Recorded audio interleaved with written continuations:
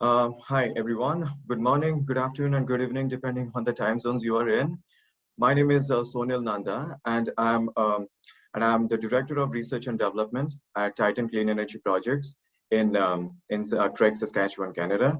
And today I'm going to talk about biochar, which is an excellent bioresource for applications in bioenergy, biocomposites, bioremediation, agronomy, and carbon capture. So, before I begin, I would like to give you a bit overview of what we do, or where we are located. So here is Saskatchewan, the province of Saskatchewan in Western Canada, and this is where Craig is situated. So we are established in 2008. We have our headquarters and a research and development facility in Craig, Saskatchewan, and we have so far 18 full-time and part-time employees. We are the largest private biomass recycler in Western Canada, and we have commercialized a slow pyrolysis process and 5 biocarbon products to date. For more information, please visit our website, titan-projects.com. So, this picture says everything. Since the time of the Industrial Revolution, the consumption of the fossil fuels have dramatically increased around the world, no matter if it's a developing economy or a developed country. So you can see the consumption of natural gas, crude oil, and coal, how they have increased over the years.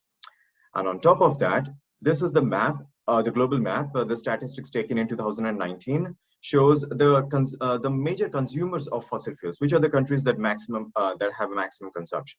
So you can see the one in the dark orange shades actually indicate the maximum consumption, and the ones with the lighter with the lower consumption. So most of the Asian countries, especially China, India, United States, they seems to be the maximum consumers of fossil fuels.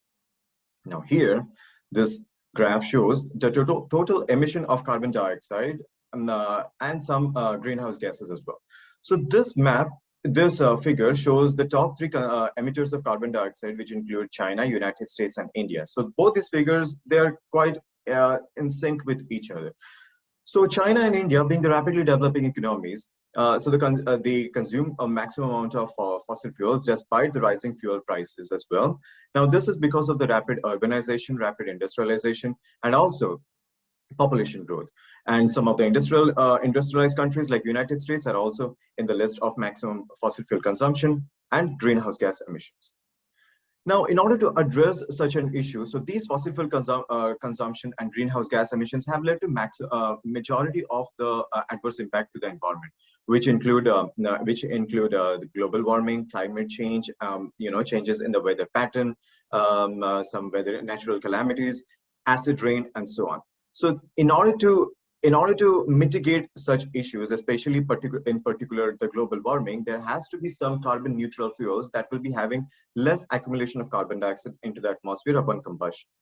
Now, the quick answer could be making a switch towards biofuels and some biomaterials or some agents that can actually trap that carbon dioxide from the atmosphere. So we'll begin with biofuels. So biofuels, as the name suggests, any fuels or a clean fuel that comes from a non-petroleum based resource or from clean technologies. So these biofuels must be carbon neutral. They must not have any food versus fuel debate, and they should not have any competition to the arable lands. They should also be abundantly available. They should be low cost, and they should not be seasonal. And the biofuels that are produced from such feedstocks should also be able to be blended with the fossil fuels in different flexible proportions. Now, the examples of some of these feedstocks are shown here. So the plant biomass or the lignocellulosic feedstocks, which we will see in details in the coming slides. So these are the non-food residues, and they do not have any competition with the food crops or the food supply. In addition to that, the municipal solid waste, food waste, sewage sludge, industrial effluents, mixed plastics, petrochemical residues. So these are also some of those residues or the different waste feedstocks that have the potential to be converted into different biofuel products and different clean materials as well. So what's common in these feedstocks is the composition of carbon and hydrogen that is trapped in these feedstocks, and that can be extracted in the form of hydrocarbons through clean technologies without emitting carbon dioxide into the atmosphere. Now, these feedstocks can be categorized into first generation, second generation, third generation feedstocks. So as you can see in this figure. So the first generation feedstocks, these are mostly the food crops or the food grains like corn, potato, wheat, barley, and so on. So these are rich in starch, and these were industrially viable a decade or 2 decades before, until 2007 during the inflation time. So since it contains starch, which is very easily hydrolyzable by different microbial enzymes or microorganisms itself, so they can produce bioethanol, which was used as a fuel or an industrial chemical. But these were not industrially relevant because they caused a scarcity of food supply, because most of the food crops that were generated were diverted for industrial production of ethanol. So it also caused food versus fuel debate, competition to arable lands. So these are not, and a lot of controversies associated with this first generation feedstocks. So they are no longer techno-economically or socially viable.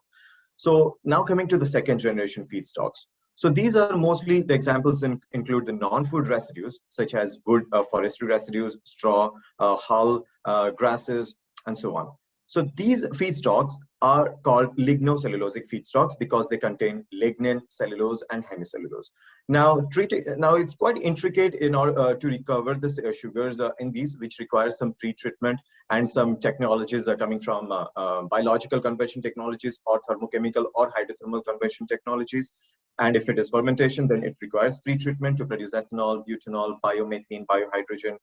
And if it is gasification, hydrothermal gasification or thermochemical gasification, syngas or hydrogen can be produced as fuel products, and through pyrolysis, liquefaction, torrefaction. So there can be a series of different biofuel products such as bio-oil, pyrolysis gas, and char.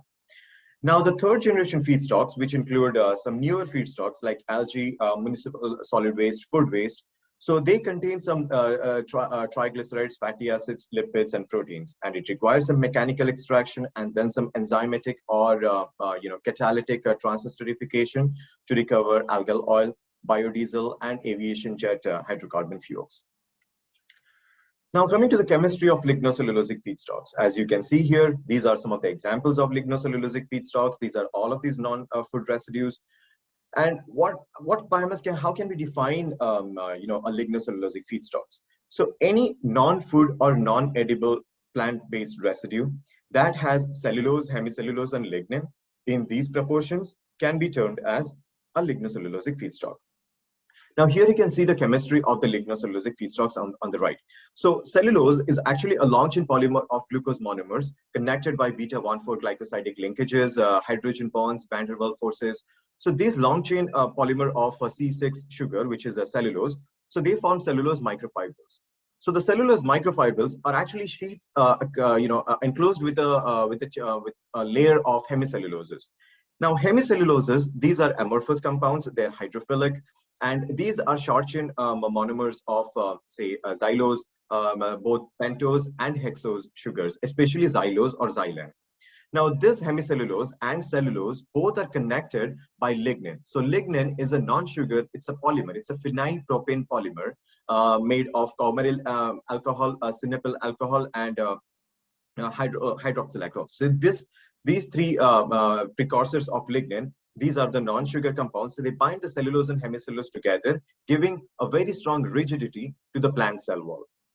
Now, the plant cell wall is then being prevented by microbial attack, by different enzymes, and so on. So the presence of lignin actually causes a little bit of issue in the bioconversion because it is insoluble in acid, it's insoluble in water, microbial enzymes, some, but in alkali solution are much easier to hydrolyze the lignin. Now, what are the applications of this lignocellulosic biomass?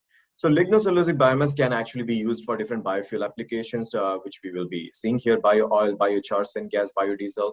Lignocellulosic biomass can be used for different biochemical production, flavoring agents, pigments, aromatic alcohols, biomaterials such as biopolymers, bioplastics, biocomposites. So these days, the manufacturing industries, they're now trying to make a switch towards more renewable or biodegradable matter in order to reduce the carbon footprint. Now that makes the lignocellulosic biomass an exciting and promising material to replace the petrochemical fibers with the biopolymeric fibers. Cellulose materials can be recovered like hydrogels, fibers, and fabrics for application in textile industries, in pharmaceutical and biomedical industries for biodegradable prosthetics, and so on. The lignin, as I mentioned, so lignin is also one of the exciting materials that have its own separate markets. So application in different resins like phenyl formaldehyde resins as a plasticizer, as a binder, as an additive, as antioxidants, and so on. The carbon materials can also be produced, such as activated carbon, nanotubes, nanohorns, carbon, templated carbon that can be lignocellulosic biomass can be carbonized or through pyrolysis or through activation. These are the materials that can be produced. So overall, lignocellulosic biomass has multidisciplinary applications in a variety of industrial fields. Now, coming to the waste to energy and material production technologies. So the technology can be categorized into two different basic platforms. Of course, it can be further narrowed down for hydrothermal technology, mechanical extraction, and so on. But the two broadly categorized techniques are the hydrothermal conversion or the biological conversion technologies. So hydrothermal conversion technologies for the waste biomass include torrefaction, gasification, pyrolysis, liquefaction. So in torrefaction, what it does, it actually torrefies or roasts the biomass to reduce or to remove the moisture and volatile matter from the waste feedstocks. So what happens in that way is we are actually increasing the heating value of the product. Now in gasification, as the name suggests, it's a biomass to gas conversion technology. So the biomass is converted into syngas. Syngas is basically a combination of carbon monoxide and hydrogen. Well, on top of that, there are some of the other gases like carbon dioxide, methane, and some C2 plus gases that are also emitted, but the major composition is the hydrogen and carbon monoxide. So this syngas is a direct fuel. It is highly combustible. It can also be used as a feedstock for some gas to liquid conversion technologies such as Fischer-Tropsch catalysis that uses some metal catalyst to convert the syngas into some hydrocarbon fuels like green diesel, the gasoline range compounds, aviation fuels, alcohols, ethanol, and so on, waxes as well. Syngas is also used as a feedstock for another biological conversion technology, which is called syngas fermentation, that involves Clostridium bacteria to convert the syngas to produce ethanol. Now, pyrolysis is also another thermochemical conversion technology which uses heat energy to degrade the biomass to produce bio-oil, biochar, and pyrolysis gas or producer gas. Liquefaction, as the name suggests, it's a biomass to liquid conversion technology that mostly liquefies the biomass to produce bio-crude oil. Now, coming to the biological conversion technology. Now, biomass, this pathway involves microorganisms and their enzymes to convert the biomass or the fermentable sugars that are recovered from the biomass to produce ethanol, butanol, and biohydrogen, and also biogas or biomethane. Now, ethanol fermentation involves Saccharomyces cerevisiae and several other fungal and bacterial species. Butanol fermentation involves Clostridium species to produce butanol. And anaerobic fermentation, it's a traditional technology that uses methanogenic bacteria under anaerobic condition to produce biogas. Now, coming to the pyrolysis technology, which is the main subject of this presentation. Now, pyrolysis, as the name suggests, pyro means fire or heat, and lysis means breakdown. Breaking down an organic matter with the application of heat energy is termed as pyrolysis. Now, a pyrolysis can be categorized into slow pyrolysis, fast pyrolysis, flash pyrolysis, or intermediate pyrolysis. Now, these pyrolysis technologies are actually categorized based on the vapor residence time and also based on the heating rate of the process. There are also some of the other parameters like feed concentration and reaction time, reactor geometry, and so on. But the two major parameters that actually categorize the pyrolysis is vapor residence time and heating rate. Slow pyrolysis produces maximum amount of biochar because it has a very slow heating rate and also very high residence time. So the vapors now, which involves these gases, they actually remain in the reactor to slowly crack and form tar and biochar. Now, in the fast pyrolysis, the heating rate is very fast, and also the reaction time is very short, the vapor residence time. So the hot vapors that are released from the biomass immediately go into the condenser to produce bio-oil. Now, the three major products of pyrolysis include biochar, which mostly contains the fixed carbon, aromatics, and ash. The bio-oil can be divided into two phases depending on aqueous phase and organic phase. The aqueous phase mostly contains acids, alcohols, and water. The organic phase contains the oily phase, which includes phenols, olefins, paraffins, aldehydes, ketones, and aromatics. So overall, there are 400 plus different compounds that are present in bio oil that can be used, extracted or fractionated into different biochemicals, or it can be upgraded to produce a synthetic transportation fuel. Now, here are some of the gases, some of the combustible and non-combustible gases that comprise the producer gas coming out from pyrolysis. Torrefaction is another technology that produces some low-grade char, I would say, because the main product is called torrefied biomass, but it has properties similar to that of biochar that are produced at low temperature pyrolysis. Because in torrefaction, what happens is the conditions are mentioned here, 200 to 300 degrees Celsius. And it is also performed under inert atmosphere, the same as that of pyrolysis. Both pyrolysis and torrefaction are performed under inert atmosphere with no oxygen is required. Now, if you see, compare between the biomass or torrefied biomass or the low-grade biochar, as I call this. So the biomass has high moisture content, and in torrefied biomass, you see the moisture content is reduced, and the biomass has low calorific value, which is increased in the biochar or torrefied biomass. Biomass is hygroscopic, and the hydrophobicity is rendered in the torrefied biomass or biochar. Low grindability, high volatile content, high volume, low bulk density, and non-uniform properties are some of the other properties of the raw untreated lignocellulosic biomass. Whereas in the case of torrefied biomass or the low temperature biochars, you see there is a low volatile content, less volume, high bulk density, and more uniform properties. So this biochar acts as a very solid, very good solid fuel, and also pelletizing this biochar is much easier, which saves much of the cost while transportation, because it's a densified, solid, high dense calorific value material. Now, this image will actually dictate the evolution of biochar with the respect of different temperature. Now, as I mentioned, temperature and heating rate are the two important factors that determine the yield and composition of the pyrolysis products. When it comes to the properties of the biochar, temperature is one of those limiting factors.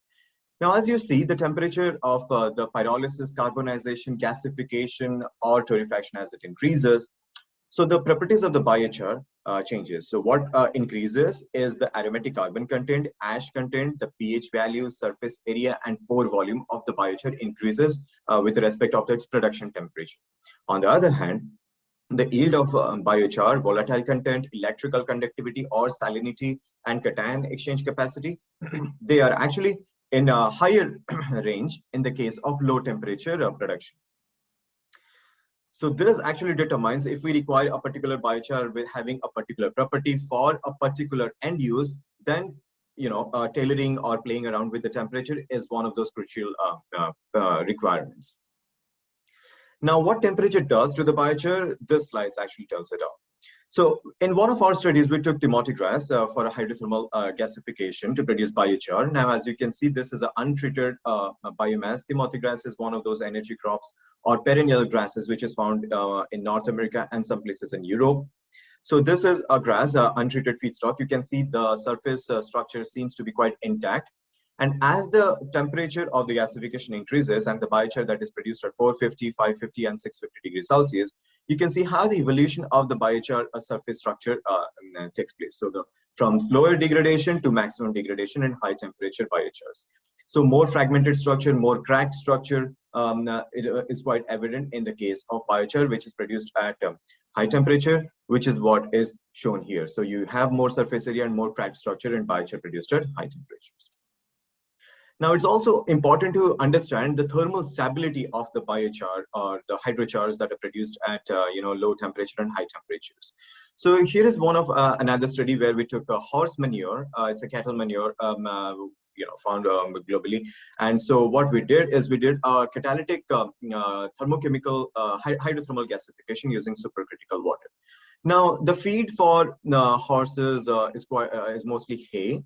And the undigested material that is found in the manure. So we tried to take it and we did a thermochemical and a differential thermogravimetric analysis. So the image on the right shows this graph, as you can see. So this is the horse manure, the spectra in the black. This is the untreated horse manure. So you see the different zones of degradation of hemicellulose, cellulose, and lignin. These are the ranges shown here. So these pic actually indicates the presence of cellulose, hemicellulose, and lignin in the horse manure.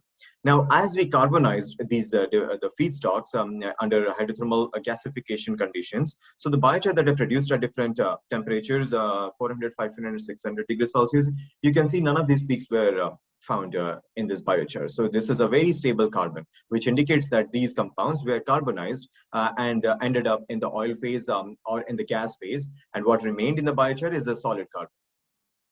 Now we try to understand the thermogravimetric devolatilization of the horse manure, untreated horse manure, and also and its resulting biochar produced at different temperature.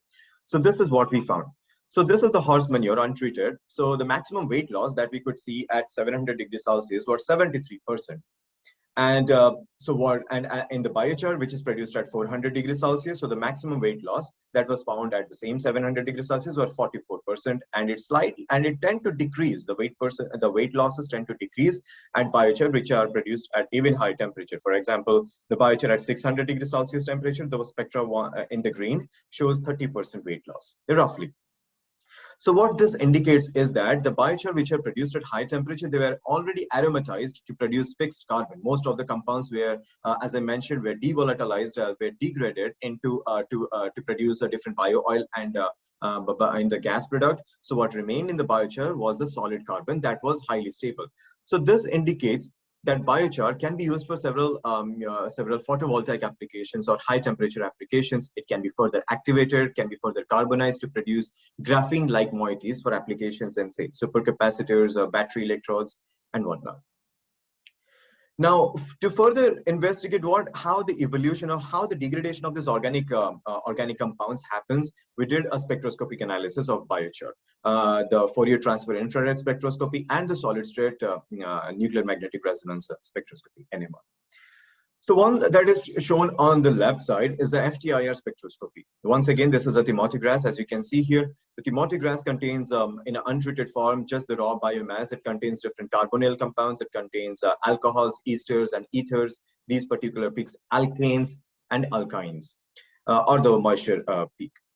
So these biochar compounds, as you can see here, most of the compounds showed a loss because as I said, they ended up in the gas phase or in the oil phase. So there are some peaks that actually evolved in the biochar which were not actually presently seen in the case of biomass, and these are the peaks that were determined as the aromatic peaks. These aromatic peaks are the carbon like a single bond and double bond peaks that were found in the high temperature biochars. Now, to further understand this, we did a complementary study like NMR. So this is another feedstock which we took was a pine cone. It is a residue of the pine trees. And we did a solid state NMR of the pine cone, which showed us the presence of aliphatics, vinalic acids, and esters. There's several peaks that are zoned here, as you can see. And in the hydrochar that were produced at 300, 370, and 550 degrees Celsius, all of this compound showed a loss. You can see here the biochar at extremely high temperature, none of these compounds that can be seen. The only peak that appeared or evolved was the aromatic carbon peak. Once again, another confirmation that the biochar that is produced at high temperature, it undergoes dehydrogenation, dehydration, decarboxylation, decarbonylation, deamination. All of this indicates the removal of these organic compounds, and what exactly happens is the aromatization of the biochar with the formation of the stable carbon. Now, biochar has several properties. So biochar is a carbon negative agent, unlike the biofuels, which are carbon neutral. So how can we differentiate the biofuels and this carbon negative biochar? So this is what exactly happens. The plant requires sunlight to produce carbohydrates in the plant cells through photosynthesis. So these carbohydrates, which are trapped in the plant cells through different waste to energy conversion technologies, which I showed, we can recover this trapped carbohydrates in the form of hydrocarbon oils and biochar. So the bio oil, which is produced from pyrolysis, is further upgraded using different catalytic and non-catalytic routes, and it can be combusted to produce carbon dioxide and heat energy. So the carbon dioxide is also taken up by the fresh plants during photosynthesis. So that makes this part of the cycle as a carbon neutral. because there is no net accumulation of carbon dioxide. So the carbon dioxide emitted is also taken up by the fresh plants, unlike the fossil fuels, which only releases the carbon dioxide into the atmosphere. Now, when it comes to biochar, what it does when it is used in different bioplastic applications, when it is used as a biocomposite material, or when it is added in the soil as a soil amendment agent, so it actually traps the carbon in the soil for longer period of time, making that a carbon negative agent. So the statistics and some of the quick facts is actually shown here, as you can see. So this can actually offset that stable carbon in the atmosphere for longer period of time, so making the process a carbon negative process. So biochar application can be integrated in some of the thermochemical processes just to justify the carbon credit programs. Biochar has several other applications. So as you can see from this slide, biochar, it's a porous carbon material that comes out from pyrolysis, from gasification, from carbonization, and from torrefaction. It can be used in a variety of industrial applications, such as it can be used as a chemical in chemical industries, as a catalyst, as an adsorbent material, as a wastewater treatment and air pollution control. It can be used as a fuel for gasification, for co-gasification, co-firing, and co-combustion. It actually uses, it appears sometimes like a biocoal in order to offset the carbon dioxide into the atmosphere. It can be used in agronomic and agricultural applications. This is a traditional application that has been found in all over the world. It helps in retaining the water, water and some essential elements are beneficial for the plants and soil microorganisms. Overall, it acts as a soil conditioner. It helps in neutralizing the soil and releasing slowly the plant essential nutrients. It can be used as a carbon credit program, which we saw in the previous slide. It helps to trap that stable carbon in the soil for longer period of times. It can be used as a specialty material applications, as biocomposites, in fuel cells, in photovoltaics, which I showed that the high temperature biochar, they retain some graphene-like moieties, which can be further explored by post-processing of this biochar to render surface functionality for specific applications in different energy applications. And some of the other uses of this biochar is also realized in pharmaceutical applications, in biomedical applications, in gas storage, and immobilization of the enzymes. So this is only some of the major and some of the key applications. The applications are multidisciplinary and numerous. So when I talk about pharmaceutical applications, I will show you in some of our next slides. So what are those commercial applications that the biochar can be found. When it comes to the soil application, so this is what I have summarized how the beneficial that this biochar can be in the soil. So biochar actually contains most of the alkali and alkaline earth metals that can help neutralize the acidic soil. For example, some of the degraded soils, they contain a high amount of acidic contents. So application of this alkaline biochar can actually help to neutralize that soil and helps in the remediation of that soil, the degraded soil. Biochar also contains some of the microelements essential for plant growth and productivity. There's especially the sodium, potassium, phosphorus, nitrogen, magnesium, calcium. These are some of the essential elements that are required by the plant growth, and biochar supplies those in the soil. Biochar forms a complex with the soil, plant root, and the microorganisms like the mycorrhiza. It's a fungi. So it actually helps to bind the soil and plant root together with the microorganisms together, helping prevent soil erosion and also slowly release the nutrients to the plant roots. It just causes an ecosystem of itself. And biochar enhances the soil properties overall. With all of this application, it helps enhance the texture, fertility, water content, salinity, nutrients, and organic matter, the soil organic matter or the soil organic carbon in the soil. Biochar holds that stable carbon in the soil, helping in carbon sequestration, which we saw. Biochar can also house and accommodate some of the beneficial bacteria like plant growth promoting bacteria, rhizobacteria, and mycorrhiza. So these fungi, beneficial bacteria and fungi, can find their houses or accommodation in those pores of the biochar, helping overall in releasing those plant growth promoting hormones to the plant root, and also helping in carbon and nitrogen fixation. Also, when these microorganisms form a biofilm or a complex or their own population inside those pores of the biochar, they're actually protected by the bacterial grazers such as protozoa and nematodes, which are actually present in the soil. So these are the bacterial grazers. They graze on those beneficial bacteria. And these once the biochar protects a shield against the predation by different nematodes and protozoa for those beneficial bacteria. Now, coming towards the end of this presentation, so these are some of the commercial products that we have. We explored biochar. This is our magic agent. So we tried to find different applications of this biochar. We have some of these products and a few more in the row.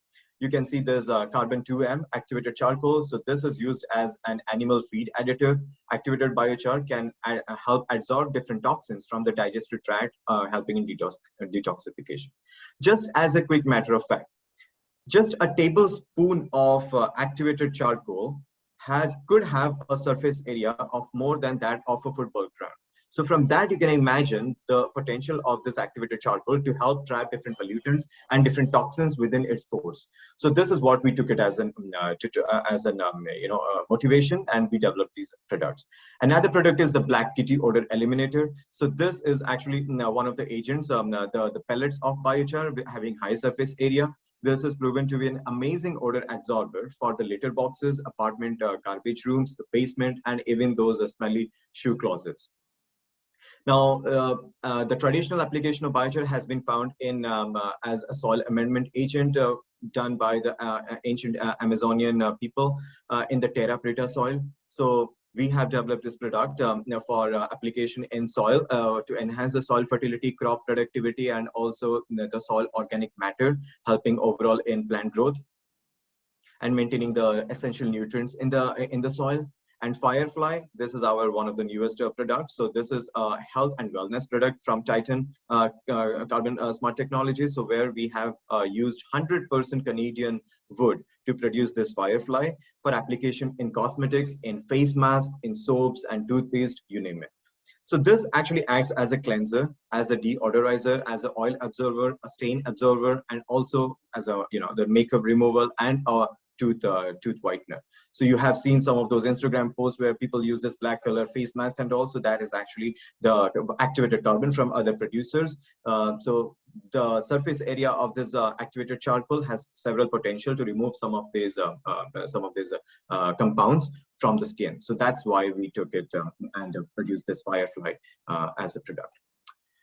Now, ending up this presentation, I must thank our funding organizations, NSERC, Agriculture and Agri-Food Canada, REMAP, NGen, MyTax. These are some of our funders where we are also exploring application of biochar as to produce bioplastics. Research is in progress. And so the institutions, our academic partners, the University of Saskatchewan, University of Western Ontario, York University, where most of this research was carried out, the one that I showed in this presentation, and also research centers like Saskatchewan Structural Sciences Center and Saskatchewan Polytechnic for the analytical facilities. Here is my coordinates. Do not hesitate to reach out to me. And thank you so much for giving me this opportunity to present. Back to you. Thank you. Stay safe.